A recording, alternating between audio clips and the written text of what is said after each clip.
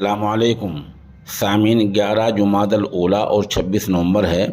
خبر کا عنوان ہے عوام کو بے وقوف سمجھنے والے لیڈر۔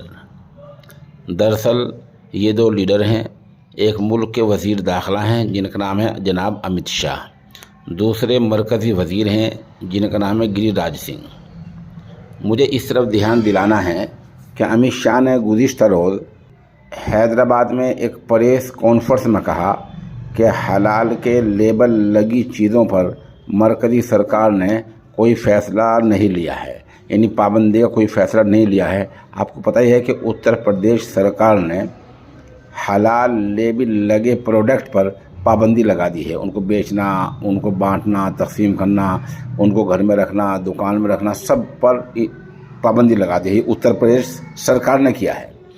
اسی ضمن میں امت شاہ کل تلنگانہ کے انتخابی مہم کے لیے حیدرآباد پہنچے تھے، جہاں صحافیوں نے ان سے سوال کیا کہ کیا حلال لیبل لگے مصنوعات پروڈکٹ پر پابندی لگ گئی ہے، تو امت شاہ نے بہت واضح الفاظ میں یہ الفاظ کہے کہ حلال لیبل لگی مصنوعات پر کوئی پابندی مرکزی سرکار نے ابھی نہیں لگائی ہے۔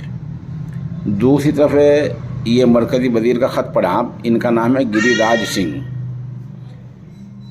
گری راج سنگھ نے بہار کے وزیر اعلیٰ نتیش کمار کو چٹھی لکھی ہے، جس میں بتایا گیا ہے کہ ہمیں معلوم ہوا ہے کہ بہار میں بہت سے حلال لیبل لگی چیزیں بک رہی ہیں، نمکین ہیں، بسکٹ ہیں، بہت ساری کمپنیاں ہیں جو ایسا کر رہی ہیں۔ انہوں نے پھر بتلایا کہ یہ جو حلال کاروبار ہے یہ دیش دروہ ہو سکتا ہے، یہ ایک بڑی سازش ہو سکتی ہے، اس لیے آپ اس کا سنجیدگی سے نوٹس لیں اور اس پر پابندی لگائیں۔ اور انہوں نے اپنے خط میں اتر پردیش سرکار کا حوالہ بھی دیا ہے۔ ظاہر سی بات ہے، ایک لیڈر ایک طرح کی بات کر رہا ہے جو بہار کے وزیر اعلیٰ کو خط لکھ رہا ہے، اور دوسرا لیڈر اسی بات کو تلنگانہ حیدرآباد میں دوسرے طریقے سے پیش کر رہا ہے۔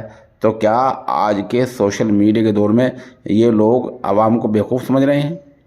سوشل میڈیا کا دور ہے، ان کے ارادے کیا ہیں، ان کی منشا کیا ہے؟ حلال لیبل لگے مصنوعات اور پروڈکٹ کے بارے میں وہ مرکزی وزیر نے ظاہر کر دیا۔ اب مرکزی وزیر داخلہ نے حیدرآباد تلنگانہ میں کیا کہا وہ بھی آپ کے سامنے ہے۔ اس سے آپ اندازہ لگا سکتے ہیں کہ بی جے پی والے عام آدمی کو بیوقوف سمجھ رہے ہیں۔